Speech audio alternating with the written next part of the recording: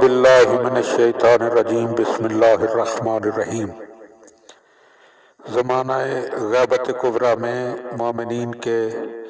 ذہن میں آنے والے سوالات اور ان کے جوابات جزیرہ خضرا کے زیر عنوان آپ صاحبان کی خدمت میں پیش کیے جا رہے ہیں، اور ان میں سے ایک اہم سوال جو اکثر لوگ پوچھتے رہتے ہیں کہ زمانہ غیبت میں امام علیہ السلام کا جو اصل نام ہے وہ مجمع عام میں کیوں نہیں لینا چاہیے؟ تو اس کے جواب میں عرض یہ ہے کہ ہم اس حکم کے حقیقی فلسفے کو تو نہیں جانتے، مگر احادیث سے پتہ چلتا ہے کہ پیغمبر اکرم صلی اللہ علیہ وآلہ وسلم اور ائمہ اطہار علیہم السلام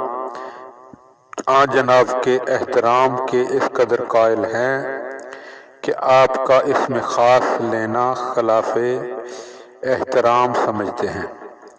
چنانچہ اسلام کے علماء نے وضاحت کی ہے کہ ادب کو ملحوظ خاطر رکھتے ہوئے مومنین کو چاہیے کہ اپنی مجالس میں آن جناب کا نام نہ لیں،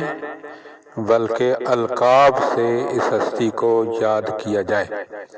اور دوسری وجہ یہ ہے کہ اگر یہ نام عام ہو جائے گا تو پھر ہر زمانے میں جو لوگ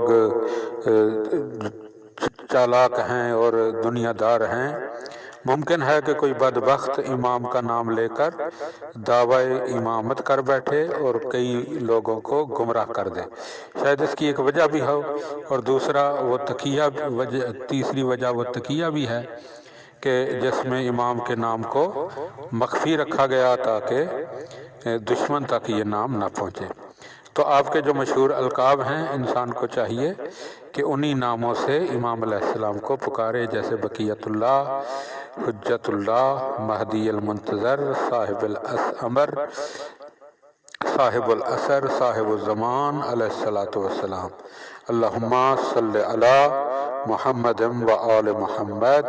وعجل فرج آل محمد۔